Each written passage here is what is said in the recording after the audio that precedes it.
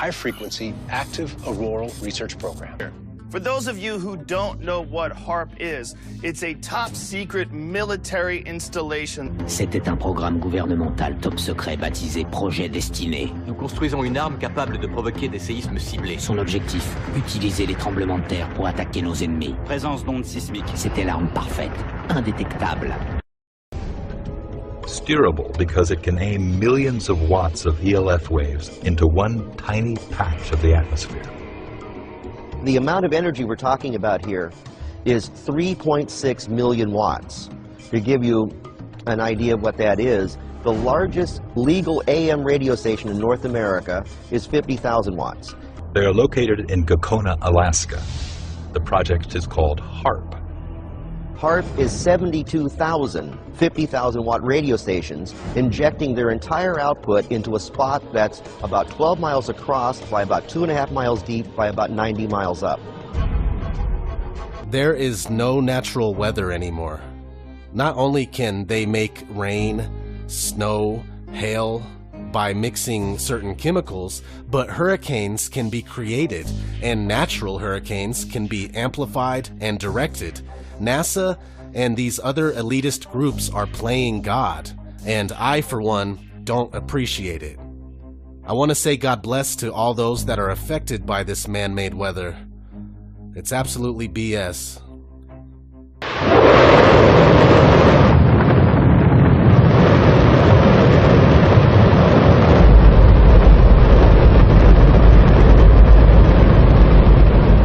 Don't worry if you can't hear what I'm saying. I couldn't even hear myself. This is the loudest sound you could possibly conceive. And, as it turns out, the cleanest.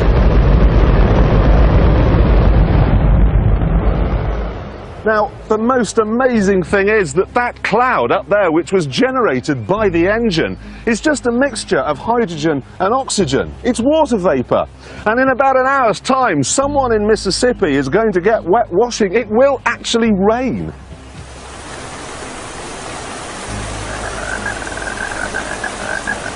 I told you!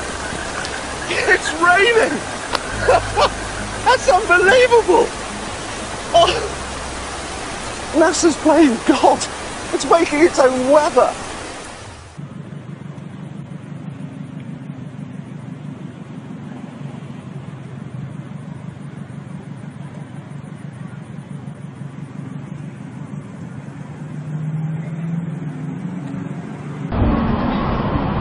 Yep, cherry jam. Okay, thank you. Ano? Cherry? Hindi hangin at saka pag nakain ng cherry. HARP is one of several ELF wave transmitters located all over the globe.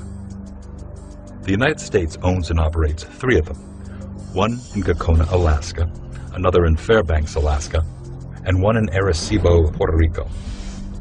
Russia has one in Vasilursky near Nizhny Novgorod, and the European Union has one near Tromsø in Norway.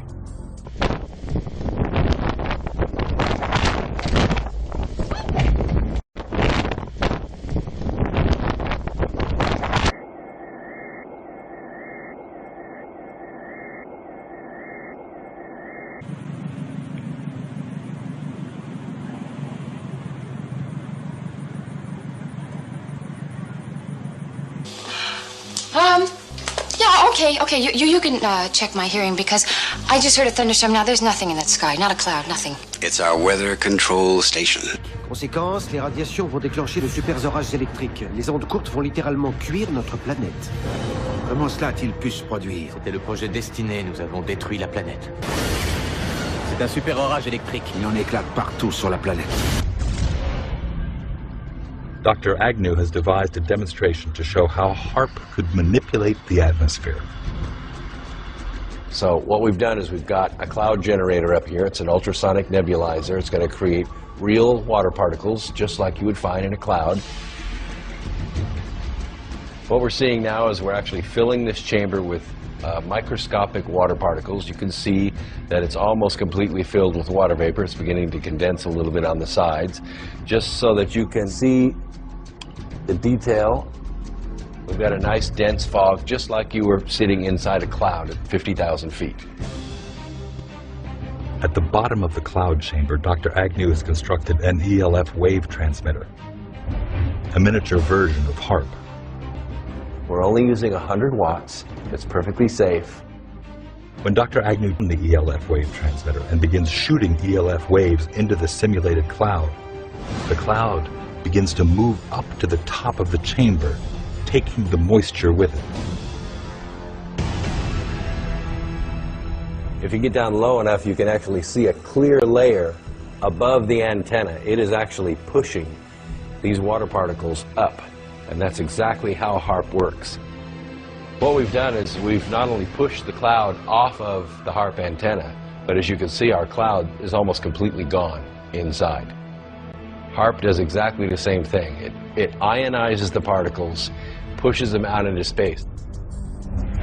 Pour dire les choses simplement, dans un an, tout le monde est mort sur Terre.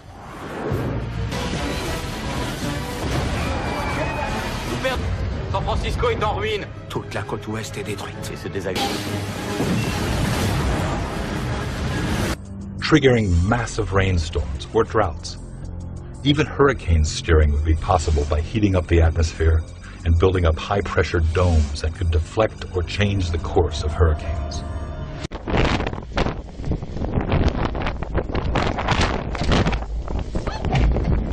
But another theory has surfaced. The intense energy being beamed into the sky by HARP is actually heating up the atmosphere, causing weather changes.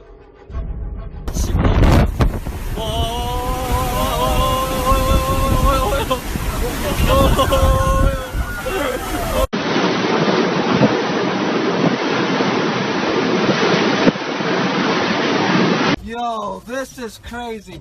On my way home, look what I see in the street. Yo, para que tú veas lo que es Orlando, mira esa vaina, mira para allá. Yo, se me está mandando. Mira para allá. Look at that, look at that. Mira, aquí mismo le quiere mi casa. No. HARP couldn't affect the jet stream directly, but indirectly it could, because if you push the ionosphere out into space, then the stratosphere just under the ionosphere has to move to fill in that gap. When it moves, it could pull the jet stream with it, thus rerouting it hundreds of miles, changing the way water moves through our atmosphere.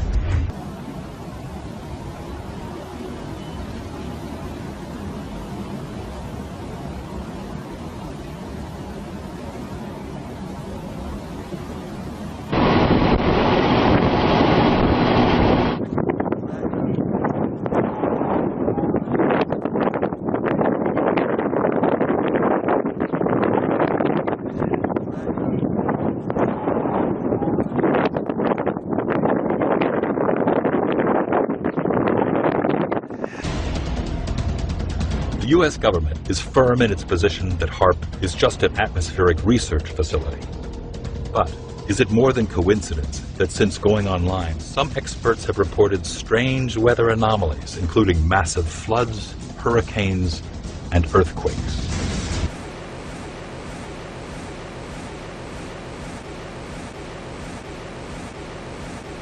Oh my God! Did you see that? No está cabrón, güey, qué pedo. Pues está muy cabrón, güey.